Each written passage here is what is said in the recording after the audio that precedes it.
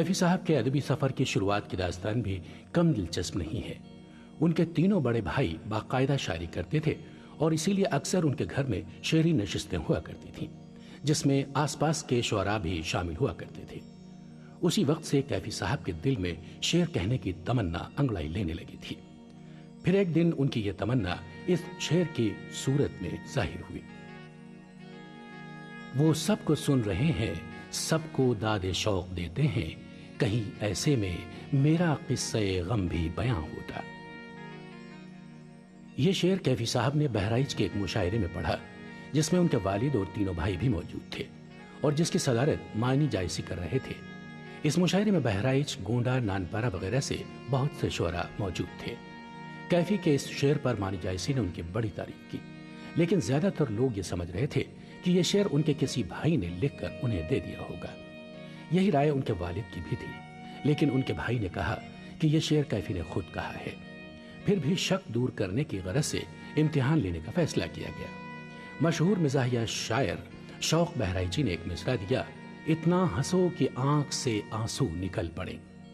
तो कैफी साहब ने उसी वक्त गजल कहना शुरू कर दी।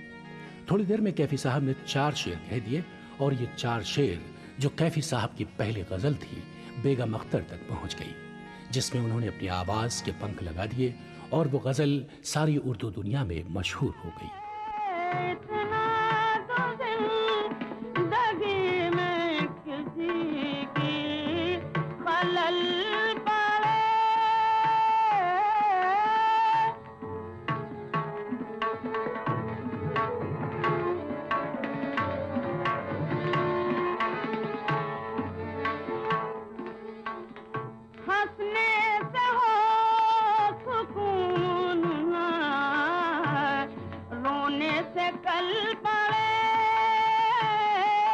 इतना तो जिंदगी में किसी की खलल पड़े, हंसने से हो सुकून न रोने से कल पड़े। टूट जाएगी, मेहमान गुरुबत होगी, हाथ में हाथ लिए सारा जहां साथ लिए तो दर्द लिए। और आइए अब सुनते हैं कैफी साहब की शायरी पर अली सरदार जाफरी और मजरूह सुल्तानपुरी जैसी शख्सियात के नजरिए। यहाँ से हम पार उतर जाएंगे, गुफ्तगू बंद रहो, बात से बात चले, ये जिंदगी जो हमारे चारों तरफ फैली हुई है और जो हर वक्त हरकत में है, हर वक्त अमल में है, हर वक्त तब्दीली में है, हर वक्त फ्लक्स में है, उस जिंदगी को शायरी में कैप्चर कर लेना और फिर उसको जनता तक पहुंचाना, तो ये काम जो था उर्दू में नस्ल में कृष्ण चंद्र ने सबसे ज्यादा शानदार तरीके से किया और शायरी में कैफी ने सबसे ज्यादा शानदार तरीके से किया। सन 1950 में जब पाब्लो नेरुदा हिंदुस्तान आए थे, लोग वाकिफ नहीं है उनसे, वो दुनिया के सबसे बड़े इनकलाबी शायर थे और उनका इंतकाल सन 1971 में हुआ है और पेरिस में थे वो उस वक्त। उनको लेनिन प्राइज भी मिली और उनको नोबेल प्राइज भी मिली। तो मजरूह, कैफी, हम और पाब्लो नेरुदा बम्बई में हर शाम को बैठ के शेर सुनाते थे बगैर तर्जुमे के, और नेरुदा इनकी आवाज से बहुत ज्यादा मुतासिर थे। कैफी बहुत ज्यादा एक्टिव आदमी है एज ए मैन और एज ए पोएट। उन्होंने बेसिकली हमारे यहाँ, क्योंकि ये लोग शिया लोगों में बचपन से मरसिये सुने जाते हैं, तो मीर अनीस और दबीर के मरसिये इनके कानों में पड़े हुए, तो उसमें मरसियों में जहाँ पर मैदान जंग का नक्शा है, बहादुरी की बातें हैं, घोड़े की उड़ान है, वो जो एलिमेंट है उसको किया कैफी ने हासिल किया और उसको उन्होंने मार्क्सिज्म के नुक्ते नजर से क्लासलेस सोसाइटी के लिए की आरज़ू में, उसके ख्वाब देखने के लिए उन्होंने इस्तेमाल किया। मरसिया अगर कैफी के जहन पर असर करता है तो दरअसल वो मरसिया उस गम का रद्द अमल है कि जो मैदान करबला में हक व बातिल की लड़ाई में बातिल की शिकस्त और हक की फतेह की सूरत में हमारे सामने आया और वो एक हमारे लिए तहरीक है। कैफी भी उसे तहरीक के तौर पे लेते हैं और उनके अपने सामने जो एक और फिर रात बिखर जाएगी। जिंदगी कहने को बेमाया सही, गम का सरमाया सही, मैंने इसके लिए क्या क्या न किया। कभी आसानी से एक सांस भी यमराज को अपना न दिया। आज से पहले, बहुत पहले, इसी आंगन में धूप भरे दामन में मैं खड़ा था। मेरे तलवों से धुआं उठता था। एक बेनाम सा बेरंग सा खौफ कच्चे एहसास पर छाया था कि जल जाऊंगा, मैं पिघल जाऊंगा और पिघल कर मेरा कमजोर समय कतरा कतरा मेरे माथे से टपक जाएगा। रो रहा था मगर अश्कों के बगैर, चीखता था मगर आवाज न थी। मौत लहराती थी 100 शक्लों में, मैंने हर शक्ल को घबरा के खुदा मान लिए। काट के रख दिए जंगल के पुरस्कार दरख्त और रोशन किया अपने से बड़ा एक अलाव। जानवर ज़बह किए इतने के खून की लहरें पांव से उठ के कमर तक आई और कमर से मेरे सर तक आई। सोमरस मैंने पिया, रात दिन रक्स किया। नाचते नाचते तलवे मेरे खून देने लगे। मेरे आज़ा की थकन बन गई कांपते होठों पर भजन। ये एक ऋग्वेद का भजन है जिसका मैंने तर्जुमा कर लिया है अपनी ज़बान में। अग्नि माता मेरी अग्नि माता, सूखी लकड़ी की ये भारी कुंदे, जो तेरी भेंट को ले आया हूँ स्वीकार कर। और ऐसे धधक के मचलते शोले खींच लें जोश में सूरज की सुनहरी जुल्फें। आग में आग मिले जो अमर कर दे मुझे, ऐसा कोई राग मिले। अग्नि माँ से भी न जीने की सनत जब पाई, जिंदगी के नए इम्कान ने ली अंगड़ाई। दफकन दूर से कानों में ये आवाज आई, बुद्धम शरणम गच्छामि, धम्मम शरणम गच्छामि, संघम शरणम गच्छामि। मतलब आप सोच ही नहीं सकते कि एक डेथ बेड पे पड़ा हुआ आदमी इतनी होपफुल नज्म कह सकता है। ये इनकी खूबी है कि ये कभी मायूस नहीं होते और कभी डिप्रेस नहीं होते। जिस तरह कैफी आज़मी की अजीम शख्सियत किसी तारुफ की मोहताज नहीं थी, उसी तरह यह पुरअज़्म शख्सियत किसी शख्स की मोहताज भी नहीं थी, चाहे वो उनके औलादे ही क्यों न हो। और अब तो बहरहाल उस उम्र में हूँ मैं जब मैं आप लोगों की दुआ से मेरे बच्चे इस काबिल हैं कि मेरे दिल से उन्होंने सारे खौफ और डर निकाल के फेंक दिया है। अब वो मेरे सरपरस्त बन गया। मगर ये जो मैं कहना चाह रहा हूँ वो बात कि शायद उनको नागवार हो, वो ये कि मोहताज मैं इस उम्र में भी उनका नहीं हूँ। मैं आज जो कुछ भी हूँ वो मुझे विरसे में मिला है अपने वालिद से और अपनी अम्मा से, और दोनों अपनी तरह से बहुत बड़ी शख्सियतें हैं, बहुत बड़े फनकार हैं। और मैं तो सिर्फ अपने आप को उनका एक जैसे समझती हूँ कि ये चीज़ मुझे विरसे में मिली है। जब मैं छोटी सी थी तब से लेकर आज तक जिस किस्म की तरबियत इन्होंने मुझे दी है वो ज़रूर ख़ास थी। कैफी साहब से अगर मुझे कंपेयर करें तो ये मेरे लिए बहुत बड़ा कॉम्प्लीमेंट है, क्योंकि जिस लेवल के वो शायर हैं उस लेवल का मैं कैमरामैन अभी तक हुआ नहीं। कोशिश है कि आगे चल के शायद अच्छा काम करने लगूं उनकी तरह। बस एम्बैरस हो रहा, हमारे बड़े हमसे कहते हैं कि खुद की तारीफ और खुद के खानदान वालों की तारीफ नहीं करना चाहिए। But I will is been a tremendous, he is a tremendous. मुझे बहुत गर्व है इस बात का कि वो एक बहुत बड़ी हस्ती है। हालांकि घर में जब वो रहते हैं तो बिल्कुल एक बाप की तरह रहते हैं मेरे साथ। मतलब मुझे कभी एहसास हुआ ही नहीं है कि वो मेरे ससुर हैं। देखिए, बना तो मैं शबाना का पति था जी। साथ में ये इसे कहते हैं कि फ्रिंज बेनिफिट है। खैर ये तो मजाक की बात है, संजीदा बात ये कि कैफी साहब को जाहिर है कि मैं बहुत पहले से जानता था, और कैफी साहब या मेरे फादर जगफर अख्तर या मेरे मामू मजाज लखनवी, ये सब एक ही प्रोग्रेसिव राइटर्स मूवमेंट के हिस्सा रहे।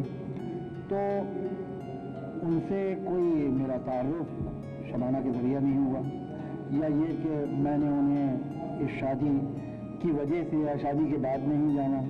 तो उनसे जो मेरा आज रिश्ता है या उनसे जो मेरा रेपो है और जो मेरे दिल में उनकी इज्जत और एहतराम है वो तो हमेशा से था, उसमें कोई तब्दीली नहीं है। गोपाल, कैफी साहब का अटेंडेंट, वो मुंबई में हो या मिजवा गांव में या फिर मुशायरों के सिलसिले में मुल्क के किसी भी कोने में, गोपाल साई की तरह कैफी साहब के साथ रहता था। कैफी साहब और उनकी बेगम शौकत आजमी ने गोपाल को अपने बच्चे की तरह पाला पोसा। इतना ही नहीं, कैफी साहब गोपाल के लिए गांव में एक मकान भी बनवा गए हैं। मैं 10 बरस की उम्र से था तो उन्होंने सब कुछ मेरे लिए किया, और उन्होंने मम्मी भी, उनको मैं मम्मी भी कहता हूँ, अब्बा कहता हूँ, तो मम्मी कहता हूँ, और उन्होंने मुझे पाला, इतना बड़ा किया। तो मैं जाहिर है मैं वही कहूँगा जो एक माँ बाप का हक होता है, उन्होंने एक अदा किया है। ये भी अब्बा ने ज़मीन दी है मुझे, ये और यही मुझे मतलब बनवा रहे हैं। वही मैं अमेरिका वगैरह भी वहीं से जाहिर है मैं सपना भी नहीं देख सकता था, और वहाँ जो मैं हकीकत में जाके आया हूँ। अदब, शेर, गजल, नज्म, काफिया, रदीफ, फिल्मी नगमे, सिनेमा, गांव, किसान, हल, बैल, प्राइमरी स्कूल, मुशायरे, नाटक, लाल सलाम, कॉमेडी। किसी एक शख्सियत के साथ इन तमाम अल्फाज का रिश्ता बनता है तो वो नाम है कैफी आजमी। कैफी साहब के जो मजमूए मंजर आम पर आए उनमें झनकार 1943, आखिरी शब 1947, आवारा सजदे 1973, मेरी आवाज सुनो फिल्मी नगमे 1974, सरमाया 1992 और कैफियत 2003, जो कि उनके उन नज़मों का मजमुआ है जो शायद नहीं हो सकी थी। कैफी साहब को मुख्तलिफ इदारों से जो एजाज़ात मिले उनमें ये अवार्ड काबिल जिक्र हैं। उत्तर प्रदेश उर्दू अकादमी पुरस्कार, साहित्य अकादमी पुरस्कार, सोवियत लैंड नेहरू पुरस्कार, लोटस पुरस्कार, गालिब पुरस्कार, उत्तर प्रदेश सरकार का यश भारती पुरस्कार और अवध रत्न के अलावा भारत सरकार से पद्मश्री का सम्मान भी उन्हें मिला। मगर उर्दू के साथ नाखुशगवार रवैये के सबब पद्मश्री उन्होंने लौटा दी थी। फिर सन 2000 में दिल्ली की हुकूमत ने उन्हें शताब्दी पुरस्कार भी दिया था, लेकिन इनाम में मिली 10 लाख रुपए की रकम उन्होंने अपने मिजवा गांव में बच्चों और खासकर लड़कियों के लिए कंप्यूटर ट्रेनिंग सेंटर कायम करने में लगा दी।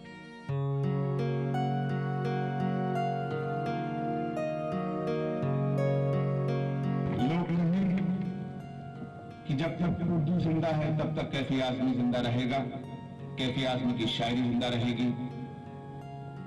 सच तो ये है और ये सच्चाई भी है कि जब तक इंसानियत जिंदा रहेगी कैफी आजमी की शायरी जिंदा रहेगी।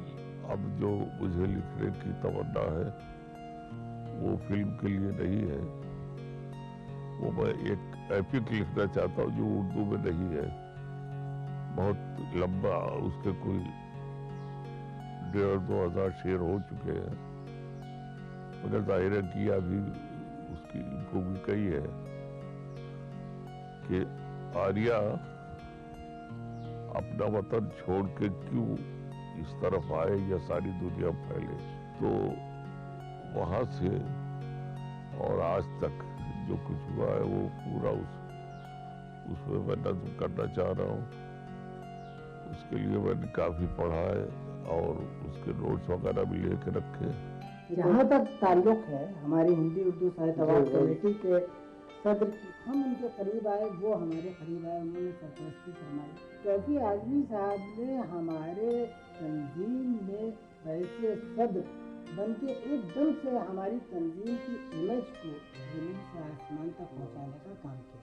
दबे कुचले कमज़ोर लोगों के मसाइल और उनकी मुश्किलात को उन्होंने अपनी मौज़ूआत में शामिल किया, और इसीलिए शायद मशहूर अफसाना निगार कृष्णदेव ने यहाँ लिखा है कि कैफी की शायरी दरअसल पत्थर की शायरी। लेकिन मेरा ये मानना है कि कैफी की शायरी एक नर्म दिल इंसान की भी शायरी है।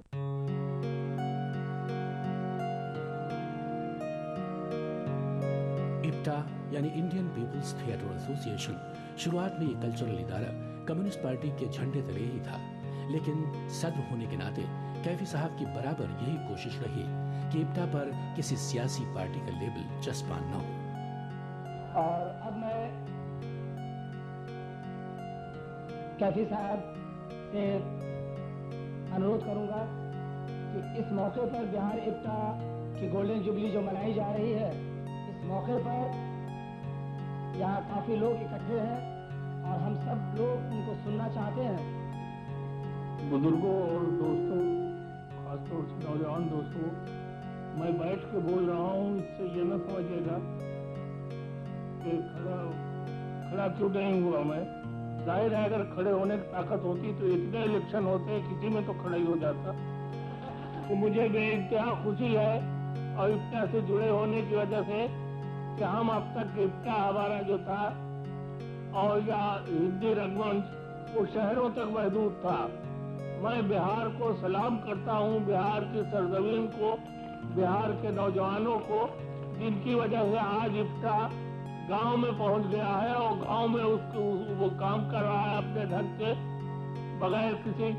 अभी मेरे एक नौजवान दोस्त ने कुछ पॉलिटिकल बात कहना चाही थी, मैं उनके गोशगुजार करना चाहता हूँ और ये बात कहने का मुझे हक है इफ्ता की तरफ से कि इफ्ता किसी पॉलिटिकल पार्टी के शाख नहीं है, न उसके असर में है। इफ्ता एक इंडिपेंडेंट इदारा है। उनको इस बात में खास दिलचस्पी थी कि संस्कृति का काम जो एक तरीके से अभी तक शहरी हदों में कैद है, नाटक का, थिएटर का, उससे वो उसको बाहर ले जाने में, खासतौर से गांव की ओर और जो हमारी जड़ों की लोक कलाएं, संस्कृतियाँ, उसमें उनकी हमेशा गहरी दिलचस्पी रही।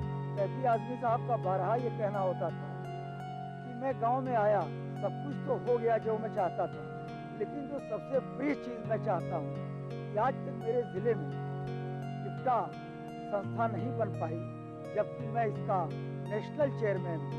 लेकिन कैफी आजमी साहब के लगातार कोशिशों का ये नतीजा था कि पिछले सितंबर सन 96 में इफ्ता का गठन हुआ। कैफी आजमी साहब खुद आजमगढ़ इफ्ता बनवाने के लिए, रीऑर्गेनाइज करने के लिए हाजिर थे। इंस्पिरेशन जो मुझे इफ्ता के साथ आज तक जोड़ के रखा है, शायद कैफी आजमी काम कर रहा है। और फिर वो दिन भी आया जब ख्यालात की रवानी थम गई, अल्फाज खामोश हो गए और कलम भी तन्हाइयों में गुम हो गया। 10 मई सन 2002 मुंबई में कैफी साहब के इंतकाल की खबर देने वाली मनहूस तारीख बन गई। कैफी साहब, ये वतन हमारे हवाले कर चले।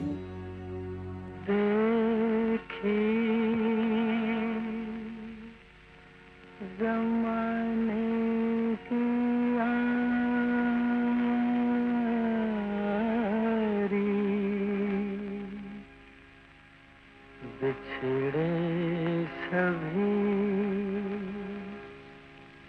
बिछड़े सभी बारी बारी।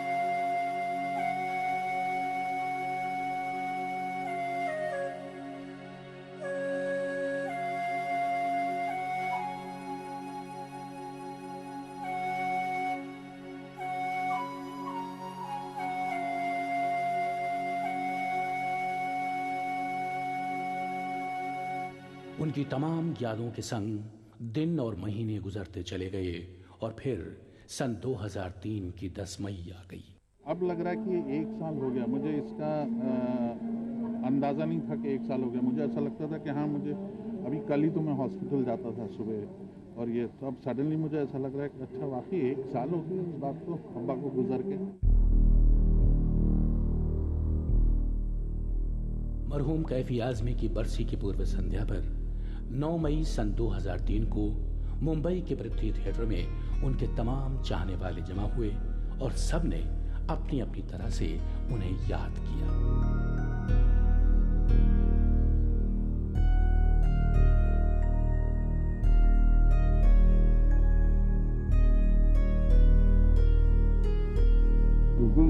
ख्याल ही नहीं होता कि वो हम में नहीं, वो हमें है, मौजूद है।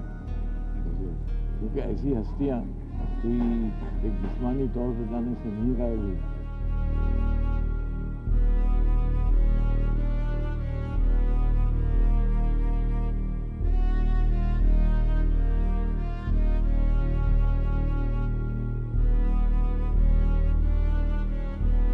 You were unfortunate to have lost him a year ago.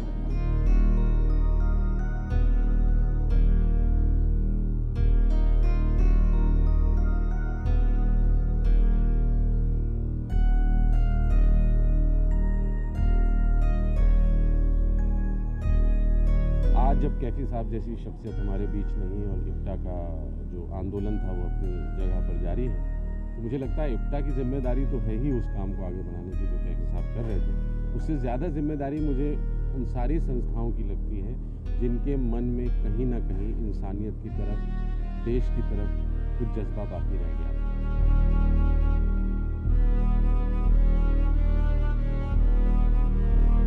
उन्होंने इतना कुछ हमें दिया है, इतना कुछ बताया है कि सिर्फ हम उनको याद करते रहें तो बहुत कुछ कर सकते हैं। इससे कि कैफी साहब की याद जो है वो हमारे दिल में है।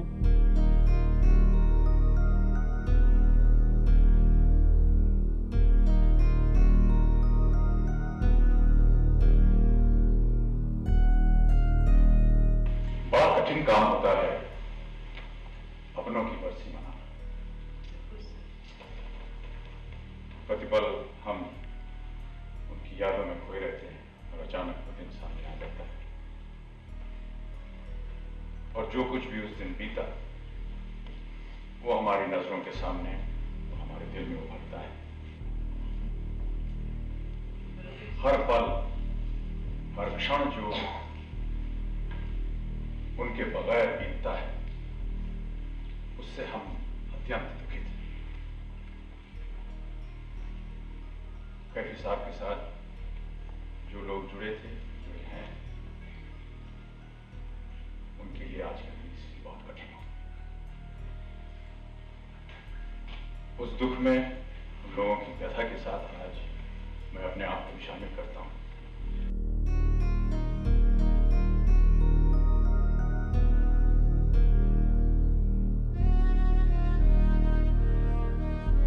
जिन कामों को वो करना चाहते थे वो चूंकि अधूरे, इसलिए कोई मान नहीं सकता वो नहीं है।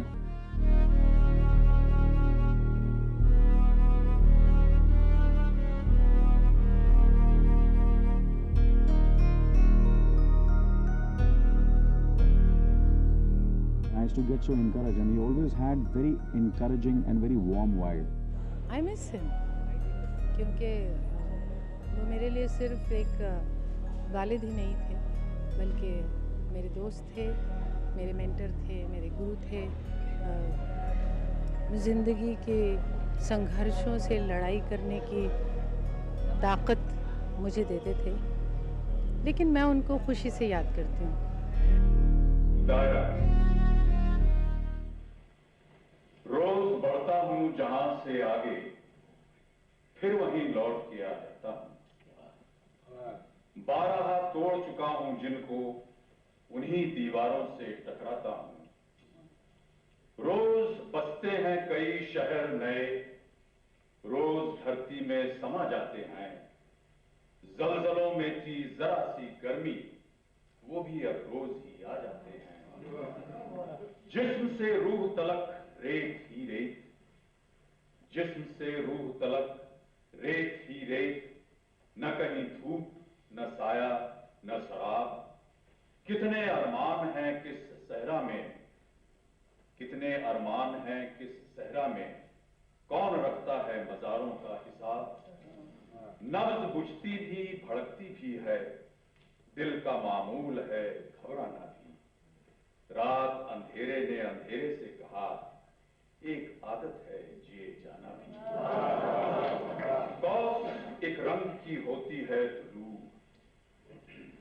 कौस एक रंग की होती है तुलू। एक ही चाल भी पैमाने की, गोशे गोशे में खड़ी है मस्जिद, शक्ल क्या हो गई मैखाने की। कोई कहता था समंदर हूं मैं, और मेरी जेब में कतरा भी नहीं। खैरियत अपनी लिखा करता हूँ, अब तो तकदीर में खतरा भी नहीं। अपने हाथों को पढ़ा करता हूँ, कभी कुरान कभी गीता की तरह। चंद रेखाओं में सीमाओं में जिंदगी कैद है सीता की तरह। राम कब लौटेंगे मालूम नहीं, राम कब लौटेंगे मालूम नहीं, काश रावण ही कोई आ जाए। मुंबई में ही कैफी साहब की याद में एक पार्क भी बना। इस पार्क में खिला हर फूल कैफी साहब की यादों की खुशबू तब तक फैलाता रहेगा जब तक इस दुनिया में फूल खिलते रहेंगे। कैफी साहब अपने आप को मौली कहते थे। इससे अच्छी श्रद्धांजलि हम उनको नहीं दे सकते कि आज उनकी पहली बरसी पर हम कैफे आज़े उद्यान का इनॉग्रेशन करें। All of the kids that are present here, I think have a lesson to be learned. There is a lesson to be learned this evening.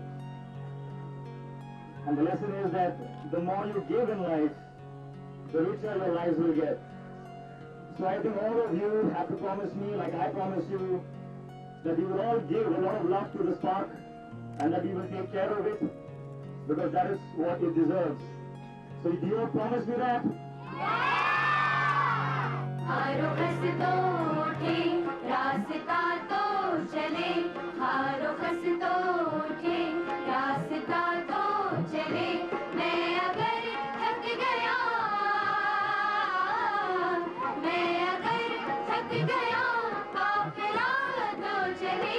हारो खसतो उठे रास्ता तो चले, हारो खसतो उठे रास्ता तो चले।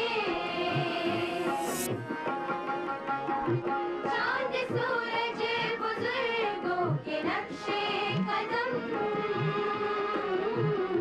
चांद सूरज बुजुर्गों के नक्शे